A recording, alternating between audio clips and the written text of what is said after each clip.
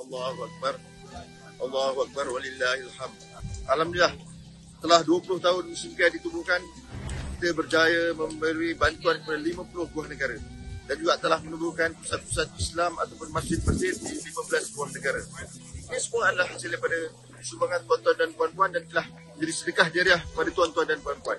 Sebenarnya hari baik dan bulan baik ini, kita menyeru agar kita meningkatkan lagi presentasi kita ke aras yang lebih tinggi. InsyaAllah kita menyebarkan salam, kita menyebarkan kebajikan kerana Allah SWT di seluruh dunia, insyaAllah. Dan sebenarnya hari Syawal yang baik ini juga kita jangan lupa kepada saudara kita yang sedang dizalimi, dibunuh setiap hari di Palestin khususnya juga di negara lain.